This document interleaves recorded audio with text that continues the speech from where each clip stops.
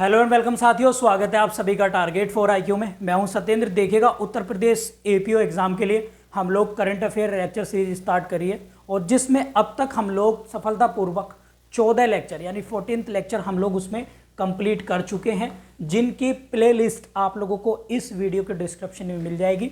जब आप लोग वीडियो ये देख रहे होंगे, शायद आप एग्जाम देने जा रहे हैं या उसकी तैयारी कर रहे हैं, और मैं आप सभी से कहूँगा कम से कम इन वीडियो लेक्चर को आप 2 से 3 बार आप लोग जरूर देखिएगा। तो यहाँ से आपकी काफ़ी हद तक करंट अफेयर लेक्चर के माध्यम से करंट अफेयर तैयार हो सकती है, और इसमें मैं कुछ ना कुछ इंपॉर्टेंट आपको मिसलेनियस डेटा जो एक अदर सब्जेक्ट का है वो भी डिस्कशन करूँगा। आप लोग यदि अभी इसी वीडियो को देख रहे हैं तो आप हमारा क्रैश कोर्स ज्वाइन कर सकते हैं, जो हम लोगों ने 30 डेज़ के लिए चलाया है। इसे आप लोग ज्वाइन कर सकते हैं, जिसमें हम 4 से 5 घंटे क्लासेज ले रहे हैं, live classes, notes, test series हैं इसमें, और मॉडल टेस्ट पेपर हम लोग दे रहे हैं इंक्लूडिंग 1 ईयर करंट अफेयर, ये बोथ लैंग्वेज में। इस नंबर पर आप लोग व्हाट्सअप या कॉल करके क्वेरी ले सकते हैं, ठीक है। तो चलिए आगे बढ़ते हैं। सबसे पहले हम जो बात करते हैं, अभी हाल ही में जो है इंडियन कोस्ट गार्ड, क्या है? इंडियन कोस्ट गार्ड, भारतीय तटरक्षक बल। इंडियन कोस्ट गार्ड की बात करें तो इंडियन कोस्ट गार्ड, भारतीय तटरक्षक बल, इंडियन कोस्ट गार्ड यानी भारतीय तटरक्षक बल का जो है एक वार्षिक अधिवेशन हुआ है, जिसे हम लोग कमांडर समिट कहते हैं, ठीक है। तो वो कहाँ पर हुई है? 39वें नंबर की हुई है, 30th ऑफ नंबर की। तो ये हुई है कहाँ पर? न्यू दिल्ली में, ठीक है, ये याद रखेंगे। और न्यू दिल्ली में ही आईसीजी यानी इंडियन कोस्ट गार्ड का क्या है? हेडक्वार्टर है, और इसकी स्थापना जो है 1978 में की गई थी। भारतीय तटरक्षक बल दिवस कब मनाया जाता है? तो ये पूछ लिया जाता है। तो ये मनाया जाता है 1 फेब को, ये आपको याद रखना है। 1 फेब को ये जो है मनाया जाता है, हर हालत में आप लोग इसको याद रखेंगे। क्लियर है? सभी को समझ में आ रहा है? दूसरा अगर हम बात करें तो इसमें एक इंपॉर्टेंट ये है, देखिएगा, ये तो है इंडियन कोस्ट गार्ड। इसके साथ साथ आपको क्या याद रखना है? हमारा थल सेना, थल सेना यानी आर्मी। तो इसमें अभी मनोज पांडे जो हैं इसके चेयरमैन चीफ हैं, अभी ये मनाते हैं 15 जनवरी को, ये आप लोग याद रखेंगे। इसके बाद है हमारा नौसेना। तो नौसेना दिवस मनाया जाता है कब?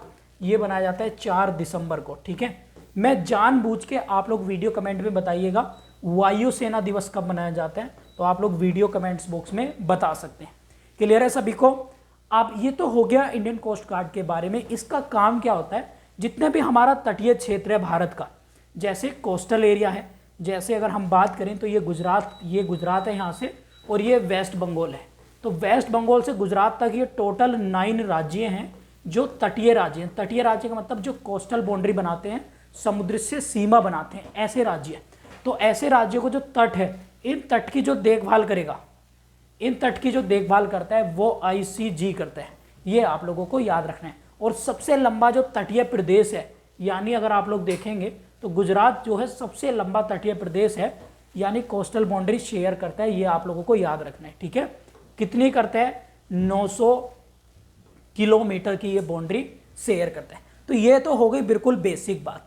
अब आगे बढ़ते हैं और आगे हम लोग जानेंगे कुछ बेसिक आंकड़े जो आप लोगों को बड़े पसंद भी आएंगे और बहुत ही ज़्यादा मज़ेदार भी हैं, ठीक है। तो सबसे पहले अगर हम बात करें भारत द्वारा हम लोग देखेंगे 2020 का आंकड़े हैं, ये 2020 तक के आए हैं अभी, तो इसलिए लेटेस्ट करंट में ही है, क्योंकि रिपोर्ट पिछले 2021 की आई है अभी। टॉप 3 निर्यात करने वाली वस्तुएं हमें बतानी है, ठीक है। टॉप 3 निर्यात करने वाली वस्तुएं कौन कौन सी हैं? तो एक आपको बताना है क्या? रिफाइनरी प्रोडक्ट होते हैं, जो जिन्हें हम हिंदी में बोलते हैं पेट्रोलियम उत्पाद। पेट्रोलियम जो प्रोडक्ट है हमारे, वो पहले नंबर पर। भारत जो है उनका क्या करता है?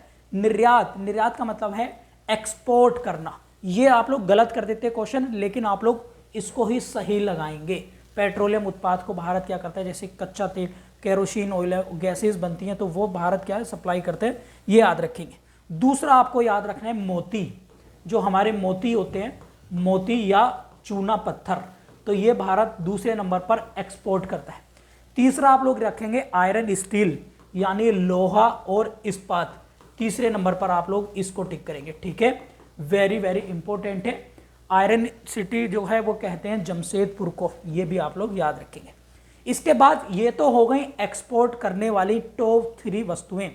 अब इंपोर्ट कौन सी की जाती हैं? तो इंपोर्ट किए जाती हैं क्रूड ऑयल, कच्चा तेल, कच्चा पेट्रोलियम ये आप लोग याद रखेंगे। कच्चा पेट्रोलियम पदार्थ पहले नंबर पर। ये आयात, आयात का मतलब है भारत में आने वाली चीजें, इंपोर्ट, इंपोर्ट, ये आप लोग याद रखेंगे, ठीक है। अब इसमें पहले नंबर पर है कच्चा पेट्रोलियम, दूसरा आप लोग रखेंगे सोना, दूसरा सोना यानी गोल्ड, और तीसरा आप लोग याद रखेंगे इसमें जो बड़ा इंपॉर्टेंट है वो है पेट्रोलियम उत्पाद, ये भी आप लोग याद रखेंगे। यानी भारत पेट्रोलियम उत्पाद भी तीसरे नंबर पर है, जो भारत में बाहर से पेट्रोलियम उत्पाद आते हैं।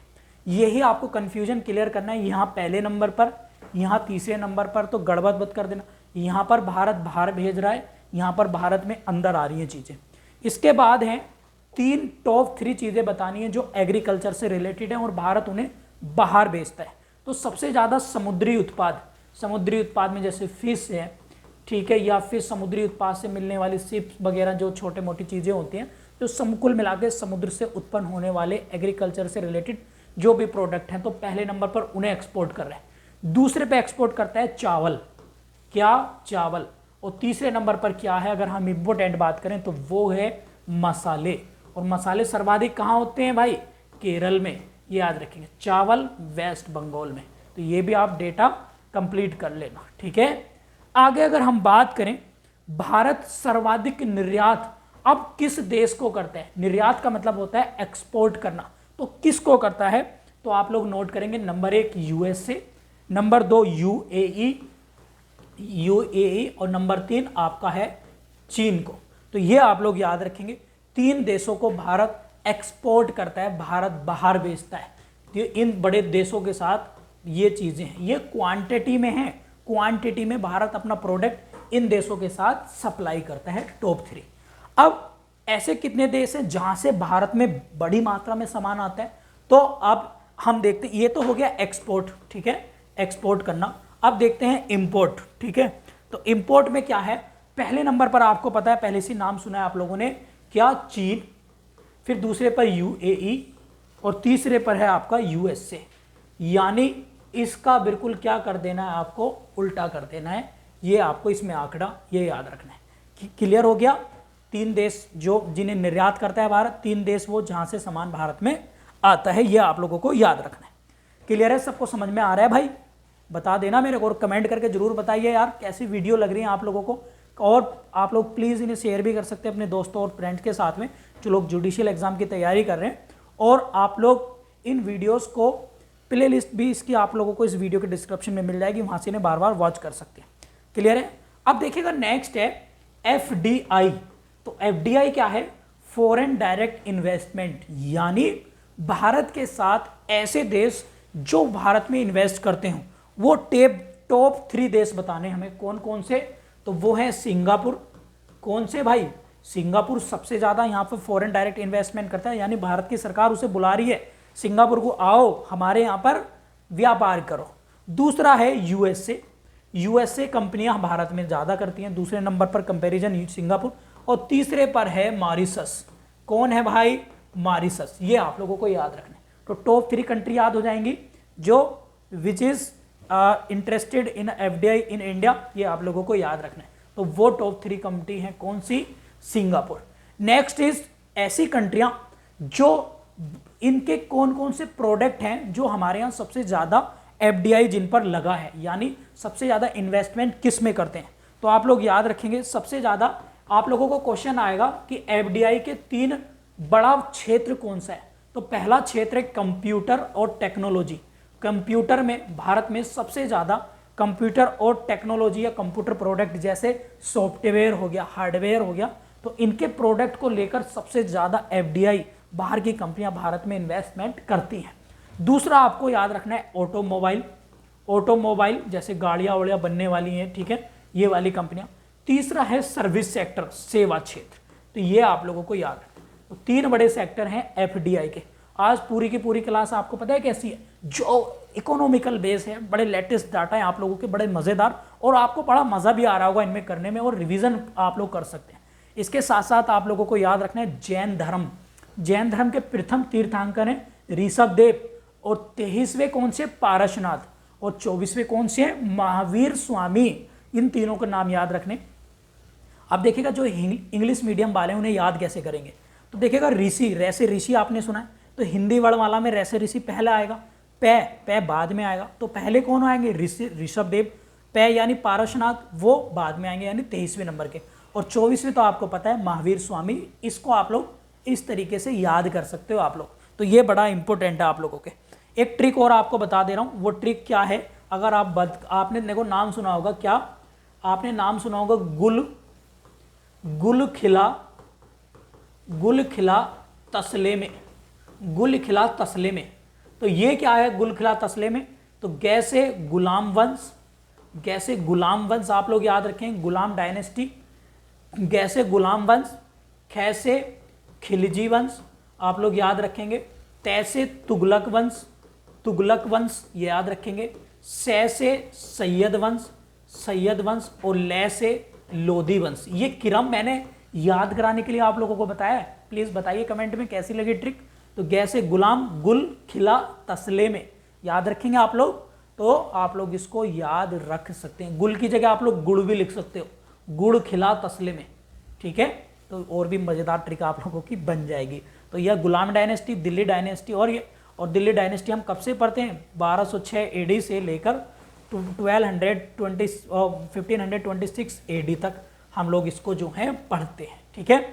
ये मैं रिवीजन आप लोगों के लिए करा रहा हूँ, बड़े मजेदार। आर्टिकल 40 आपको पता है ग्राम पंचायत है, और अगर हम बात करें समान सिविल संहिता आर्टिकल 44 में है, आप लोगों को पता है। आर्टिकल 48A में क्या है, प्रोटेक्शन की बात चल रही है एनवायरनमेंट की। आर्टिकल 39A आपको पता है क्या है, फ्री लीगल एड है, जो CRPC के 304 में हम लोग पढ़ते हैं, बड़ा ही इंपॉर्टेंट है। तो ये आर्टिकल बहुत इंपॉर्टेंट है। आर्टिकल 148 आपको याद रखना है, कैग को रिलेटेड करता है। 76 महान्यायवादी अटर्नी जनरल ऑफ इंडिया, और आर्टिकल 315 यूपीएससी की बात करता है, और आर्टिकल 312 अखिल भारतीय सेवाओं की बात करते हैं, यह आप लोग याद रखेंगे। और आर्टिकल 124 सुप्रीम कोर्ट की बात करता है। और एक चीज याद रखेंगे, सुप्रीम कोर्ट को एक पावर है, आर्टिकल है 143, तो ये आप लोग याद रख सकते हैं 143। कमेंट करके बताइए 143 और 142 क्यों चर्चाओं में, जल्दी से कमेंट में बताइए आप लोग मुझे। और साथ में कुछ आर्टिकल और बता दे रहा हूं जो बड़े मजेदार हैं, बड़े चर्चाओं में हैं। क्या, अगर हम कॉन्स्टिट्यूशन से रिलेट करें अमेंडमेंट नंबर 102 से, तो क्या है, संविधान संशोधन नंबर 102 में ओबीसी कमीशन बना था, किसमें, आर्टिकल 338 क्लोज बी जोड़ी गई थी। ये आप लोग याद रखेंगे, वेरी वेरी इंपॉर्टेंट है, ठीक है। ऑस्ट्रेलिया के प्रधानमंत्री बने हैं भैया एंथनी अल्बनीज, याद रखेंगे। यार लैपिड बने इजराइल के जस्टिन ट्रूडो हैं, कनाडा के, फ्रांस के एमेनुअल मैक्रोन है, आप लोगों को याद रखना है। और आपको याद रखना है क्या, फोमियो किस्दा कहाँ के प्राइम मिनिस्टर हैं, वो हैं जापान के, और जो बाइडेन कहाँ के हैं, यूएसए के, आप लोगों को याद रखना है। और एमेनुअल मैक्रो यंगेस्ट प्रेसिडेंट है फ्रांस के, तो ये भी आप लोगों को याद रखना है, ठीक है। रोनिल विक्रमसिंघे श्रीलंका के पीएम है, राजपक्षे गोटबाया अभी थे, भागकर चले गए हैं जिस दिन मैं वीडियो रिकॉर्ड कर रहा हूँ। रूस के व्लादिमीर पुतिन हैं, और यूक्रेन के कौन है, आपको पता है कौन है, जेलेंस्की की वहाँ की कैपिटल है। और पाकिस्तान के शहबाज शरीफ हैं। ऑपरेशन गंगा आप लोगों को पता है, यूक्रेन से भारतीयों को निकालने के लिए ऑपरेशन देवी शक्ति, काबुल यानी अफगानिस्तान से भारतीयों को बाहर निकालने के लिए, ये आप लोगों को याद रखना है, क्लियर है। लेकिन अगर हम बात करें कुछ आगे बढ़े, तो और भी बहुत इंपॉर्टेंट चीज़ें इस लेक्चर सीरीज में आप लोगों को मिलती रहेंगी। कमेंट बॉक्स में आप लोग मुझे बताइएगा कैसे आप लोगों को लेक्चर लगे। ILO की स्थापना 1919 में, UNO की 1945 में, WHO की 1948 में, WTO की 1995 में, और नाटो की हुई थी 1948 में, इसरो 1969 1969। और अगर हम बात करें DRDO की 1958 में हुई थी, नासा की भी 1958 में हुई थी, ये आप लोगों को डेट याद रखनी है। रिजर्व बैंक 1935 में बना, और नेशनलाइजेशन 1947 में हुआ था भैया, ये याद रखेंगे। शायद एक बार RBI वाला आप करेक्ट कर लेना, 1949 है शायद, ठीक है। और सेबी एक्ट जो बना था वो 92 का है, लेकिन SEBI security exchange board of India ये बना था 1988 में। तो ये मैं रिवीजन आप लोगों को करा रहा हूँ। सूफी महोत्सव बनाया गया कहाँ पर, जम्मू कश्मीर में, ये याद रखेंगे आप लोग। बैखो महोत्सव कहाँ पे बनाया गया, असम में, ठीक है, याद रखेंगे आप लोग। एक बिहू त्यौहार है, बिहू, ये भी असम में मनाया जाता है। झूम खेती असम में होती, असम में कामाख्या मंदिर भी है, ये भी आप लोग नोट कर लेना, वेरी वेरी इंपॉर्टेंट है। और हेमंत बिस्वा शर्मा वहाँ के चीफ मिनिस्टर हैं असम के। असम की जो कैपिटल है वो है दिसपुर। और अगर हम बात करें असम की, तो असम का शो कहते हैं ब्रह्मपुत्र नदी को, ये भी आप लोग नोट कर लेंगे, बहुत इंपॉर्टेंट है भैया। और इसके साथ अगर हम बात करें एक कचाई लेवन फेस्टिवल, कचाई लेवन फेस्टिवल है, ये है मणिपुर का, ये वेरी वेरी इंपॉर्टेंट है। अभी 5 राज्यों में विधानसभा चुनाव हुए, कई बार मैं बता चुका हूँ। उत्तराखंड कौन बना? पुष्कर सिंह धामी, सीटें कितनी? 70, और वहाँ पर भगवत सिंह मान। पंजाब में सीटें कितनी है? 117। गोवा में कौन बने? आप लोग बताइए कमेंट करके। और गोवा में सीटें कितनी है? 40, ये याद रखेंगे। प्रमोद सावंत बने शायद गोवा में। और अगर हम बात करें तो मिजोरम में वेरी वेरी इंपॉर्टेंट है, मिजोरम, वहाँ पे विधानसभा सीटें हैं कितनी? 60 हैं। और एक आपका योगी आदित्यनाथ उत्तर प्रदेश में। एक है Ganga expressway, very very important है, तो 12 जिलों से जाता है गंगा एक्सप्रेसवे। 12 जिले नोट कर लेना। भारत का सबसे लॉन्गेस्ट एक्सप्रेसवे है, 594 किलोमीटर। और कितने राज्य? 12। मेरठ से काउंट कर लो, मेरठ, हापुड़, बुलंदशहर, अपना अमरोहा, संभल, बदायूं, बदायूं के बाद शाहजहांपुर, उन्नाव, हरदोई, फिर अपना रायबरेली, और रायबरेली के बाद है सीधा अपना रायबरेली, और रायबरेली के बाद है सीधा अपना उन्नाव, प्रतापगढ़ और प्रयागराज। तो टोटल 12 हैं ये जिले, आप लोग एक बार देख लेना। 12 जिलों से जा रहा है गंगा एक्सप्रेसवे। आप कमेंट बॉक्स में बताइए बुंदेलखंड एक्सप्रेसवे कितने जिलों से जाता है, और उन जिलों के नाम भी लिखिए, ठीक है। तो उम्मीद है लेक्चर नंबर 15 आप लोगों को पसंद आया होगा। टारगेट 4 IQ आप लोगों के लिए नए नए लेक्चर सीरीज हम लोग ला रहे हैं, नए नए टीचर्स हमारे, और प्लीज़ अप्रिशिएट करिएगा हमारे वर्क को, आप लोगों को कैसा पसंद आ रहा है। थैंक यू, मिलता हूँ अगले लेक्चर में, तब तक आप अपना ख्याल रखिए और रिवीजन करते रहिए।